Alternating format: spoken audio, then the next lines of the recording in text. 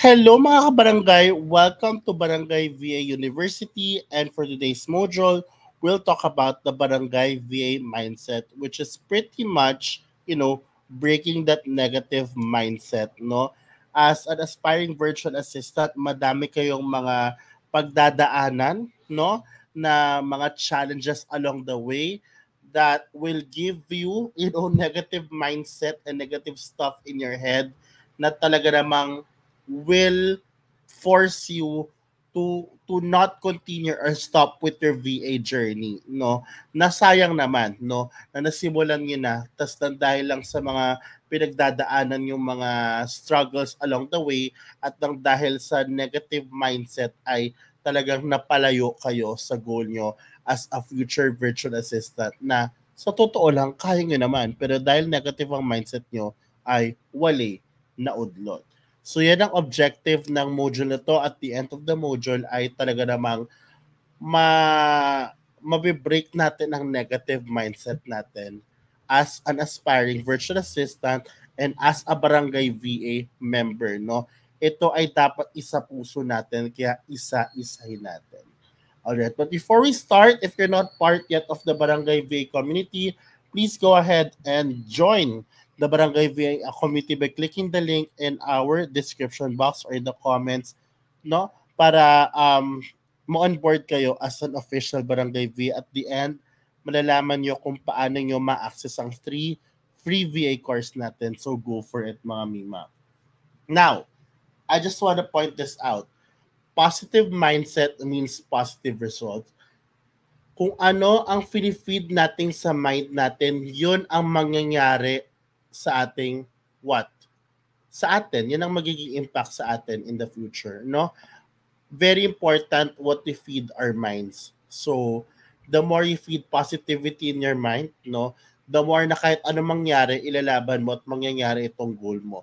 Pero the more you feed negativity in your mind, the more hindi mangyayari at the more masasway ka pagdating sa goal mo na konting hirap lang ay baka tumigil ka na. So it's very important na you feed your mind with positive things, no? Na talaga namang makakatulong sa impact, no? And I compiled top 5, no? In this video, I'm going to talk about the top 5 negative mindsets na meron ng isang aspiring VAs based on my comment section, no? The first one is wala akong VA experience. Guys, I do not believe in this, no? May trabaho ka man before o wala, no? Yung mga pinanggalingan nyo o yung hobbies mo, no? Yung mga gusto mong gawin, no? Yung mga kinahihiligan mo, yung mga previous job mo as a student, yung mga projects na ginagawa niyo dati. Meron kayong skills, no? Skills, and the term is skills, na pwede yung gamitin, no? Na pwede yung gamitin at i-maximize para maging isang epektibong virtual assistant. Okay? So, that is what they call transferable skills. No? Mga estudyante ko before, ang gagaling na mag-video edit, ang gagaling na gumawa ng mga graphics, ang gagaling na gumawa ng mga creatives, no? Yung iba ang gagaling na magsulat, no? Yung iba very techy, kaya na mag-admin works as early as a student. So, estudyante pa lang or may trabaho ka man o wala, meron kang skills na pwede mong gawin. It's not just about kailangan meron akong VA na experience. No. Dito sa mundong ito, skills ang labanan. No, wag mong sabing wala ka experience, skills ang labanan dito, guys. Kung skillful ka sa bagay na to, meron kang merong specific job na naghihintay para sa iyo. Okay? Pero kailangan tamang ina-applyan mo kasi may mga employers talaga, no, na gusto VA talaga experience. Pero may mga nakalagay naman doon na experience at this skill. Experience sa gantong industriya, experience sa gantong mga platforms or tools. 'Di ba? So you have to read carefully before you apply. Kaya nga very important, guys, na before you apply, you read. You research, no? Pero hindi ako naniniwala na wala kang experience. Yes, Wala ka pang actual remote or VA experience, pero meron kang skills na pwede mong gamitin para maging isang epektibo kang virtual assistant. Okay? Next. Number 2, no? Lagi akong rejected. Yes. Even the seasoned ones like us, we are always rejected. And there are a lot of reasons why. But for sure, it's not because hindi ka pwede as a person maging isang virtual assistant or freelancer. No. No? You have to remember na bawat job openings or employers may sarili-sarili ang preferred qualifications. Just because hindi ka pumasa sa employer na to, ay hindi ka napapasa forever or hindi na ito para sa'yo. Okay? Meron kang specific client na ikaw ang target market. Kaya nga very important guys, no, na kilala mo ang sarili mo as a business. Kasi kung klaro ka sa sarili mo as a business kung sino ka talaga, then, okay, mas madali kang ibenta ang sarili mo at mas madali mong malalaman kung saan ka mag-apply or kung sino lang apply mo. Pero, again, kahit yan ang sitwasyon, ay marereject ka pa rin. Napakarami mong mararanasang rejection, pero ang pinaka-importante doon ay umiyak ka ng 30 minutes. No? Hayaan mo sarili mong umiyak ng 30 minutes, you learn from that rejection and you rise from it and you never stop applying. Okay? Never stop applying, no? Yung iba nga dyan, grabe mag-lead generation no? 100 ang nilelead gen sa isang week, ilan lang ang sumasagot. So, rejection is really our breakfast, lunch, and dinner. Hindi nawawala yan. Okay? Hindi nawawala yan.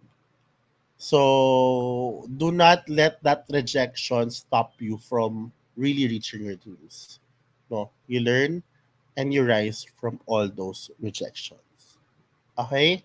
Huwag kang maglulupasay dyan dahil na-rejected ka, nagigigil ako sa'yo. Ang mga barangay VA, hindi nagpapatibag sa rejections. Next, number 3, no? Hindi ko alam kung paano magsimula. Guys, ang daming free resources dyan. Mapa-paid, mapa-free, andyan lahat yan. Sa atin pa lang, as mentioned kanina, meron tayong free VA course, no? Na pwede nyo pagtuunan ng pansin, no? Na sobrang malaman, no? All you have to do is to go through it, commit sa time, and execute it right away. Ngayon, kung meron kang further kailangan matutunan, no? You can invest on that. Pwede ka magbayad, no?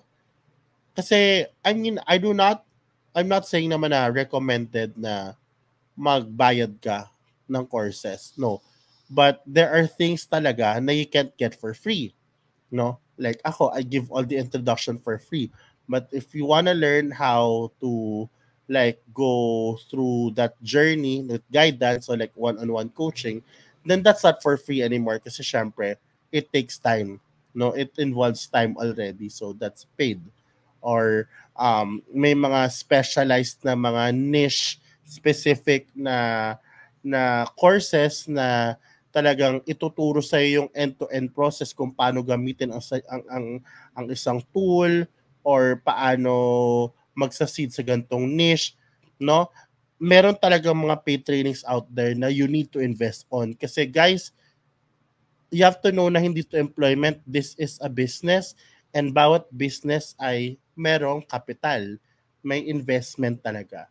So in our case, our investment natin are tools such as yung computer or laptop, internet, no?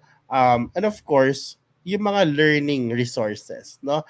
Dapat meron tayong learning budget kasi in this world, no, learning never stops. You will invest and you will invest talaga. Pati mga networks, you invest on that. Mga networking events, magabayad ka talaga dyan. No? Mga premium communities where you can find possible clients, no? Kasi if you join premium communities, so yung mga monthly payments, no? Mas filtered yung tao, mas magandang profile. It's really an investment, no? Pero kung kung pinag-usapan natin kung paano magsimula, guys, meron na tayo yan. No? Meron na tayo yan. It's linked in our description box, no? We have a free VA course. Go for it. Pero commit that you will commit the time and you will execute everything after. No? And ito ang gusto kong sabihin sa'yo, no? Wala sa kamay namin ang success mo. Huwag niyong iasa sa amin, no? Nasa kamay mo. You are accountable for your own success and for your own losses in the future as a business. Huwag mong iasa sa iba. That at the end of the day, sarili mo lang ang kakampi mo sa laban na ito. Hindi kami. We can give you all the things that you need. Pero kung hihintayin mo pang isubo namin sa'yo, spoon feeding, bawal spoon feed dito, you will not succeed. Bumagsak ka, kasalanan mo yan. Pumasa ka, good for you. It's all because you worked for it. No? Pero kung hihintay mo kami mismo, gagawin ka naming puppet para pumasa, that will never happen. That will never happen. Especially in Barangay VA. We're all independent here. Dapat lahat tayo, meron tayong self-leadership. We can lead ourselves because we want to reach a specific goal. No, we work for it on our own. I can give you all the resources, but you will work on it on your own. Okay? Ganyan kami dito sa Barangay VA. Okay? Huwag mong sabihin, hindi ko alam paano magsimula. Sinasabi ko sa'yo, ulit-ulit, may free VA course tayo. Go through it. Go through it. Alright? Next. Number 4, anong niche ang mataas ang sweldo? Let's stop asking this. Why? Because the only way for you to get in right away is if when you start with what you know. Okay? Kung alam mo na ang specific niche na ito, yan ang pasukin mo right away. Kasi mas mabilis kang pumasok, wala ka ng pag-aaralan masyado, wala ka ng masyado ipoprove kasi meron ka ng further experience. May papakita ka na.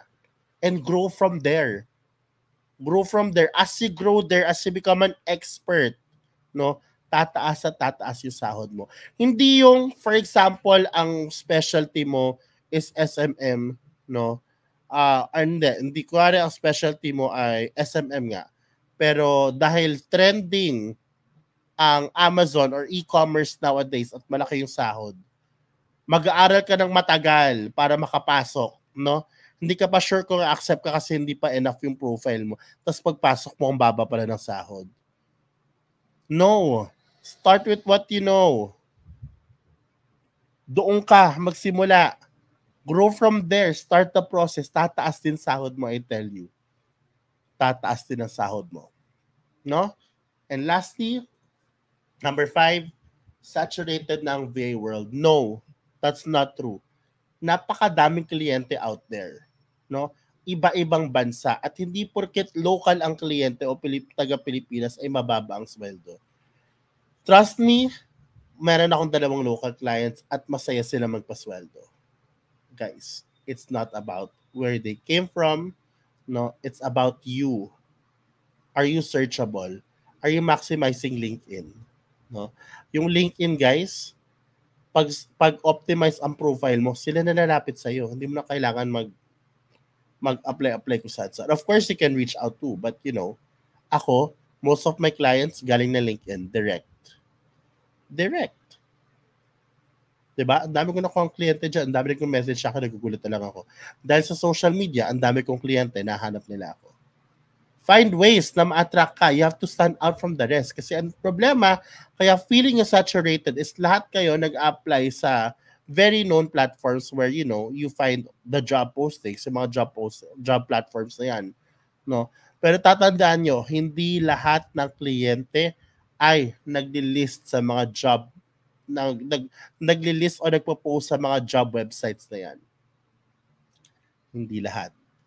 Yung iba, naghahanap ng referral sa mga co-founders or mga kaibigan nila na may VA sa Filipino. Diba? Yung iba, they look for them directly through LinkedIn or other social media platforms. Yung iba, nasa mga communities. No? So, no, hindi saturated ang VA world. No, hindi totoo yan. No, hindi ka lang nila mahanap. Or hindi mo lang na-position ang business mo ng tama. Kasi nakaposisyon ang business mo in a way na halos lahat ng tao na nag-a-apply ay nasa same position as yours. That's why you need to step back, no? Pause, sit down, step back, and reflect kung how do you become better and different than the rest. That's why your VA business plan is very important. Kasi kung hindi, hindi ka makakapag-stand out sa iba. And that is a fact. Ako hindi ako nag-apply sa mga platform na yan. Dumadating lang sila sa akin. Most of my clients came from referrals, LinkedIn, and communities. Na hindi ako nag-apply, dumadating lang sila. See what I mean? So, hindi saturated ang VA world. That's not true. And that is the final one. No? In general, as a part of Barangay VA and as an aspiring virtual assistant, you have to have this whatever it takes mindset. Ilagay natin sa comment section, whatever it takes mindset. Because you will go through a lot of rejections along the way, but you have to have this whatever it takes mindset to be able to achieve this. Na kahit anong semplang pamaranasan mo, I'll do whatever it takes, makuha ko lang ang goal ko. Whatever it takes, mindset. Bawal dito ang pusong mamon, yung malambot. Dapat dito lahat palaban. Bawal dito yung nag-rant ng ilang buwan. Dapat ang rant mo 30 seconds as bangon ulit. Dapat dito, mga kabarangay natin, action-driven. Nagkamali ako dito, ganito gagawin ko next para hindi na ako magkamali ulit. We learn from each other. And hindi tayo madamot sa learnings. We share our learnings. Kaya nga tayo may FB group We share our learnings and experiences there para matuto din yung iba. Post it there. Diba? Post it there. Kaya next time gusto ko makita sa FB group natin, hindi puro rants. Kundi puro action plans. Guys, dati, ganitong naranasan ko, pero ito yung ginawa ko. But then again, ang diskarte okay lang, pero dapat ethical at tama. Have this whatever it takes mindset, it will take you to places. And that's why I'm here right now. So just to summarize everything, ano yung 5 barangay VA mindset? Number 1, I will have the right skill for my ideal client. Number 2, I will learn and rise from every rejection. No, number 3, I will invest in learnings, then execute everything. Number 4, I will start with what I know already. And number 5, I will shine and stand out from the crowd. Lahat yan isa puso nyo, you will succeed. Okay? Thank you so much, guys. Once again, meron tayong, kung hindi ka pa parte ng Barangay V community, please go ahead and join Barangay V community by clicking the link in our profile and access our free VA course. If you find this video very, very helpful, guys, then please subscribe, hit that notification bell, comment here kung anong learning mo sa comment sections yung takeaway nyo. And, share it to your friends and family. No? More modules to come, guys. Libre. And I'll see you guys on the future videos. Bye! Maraming salamat po.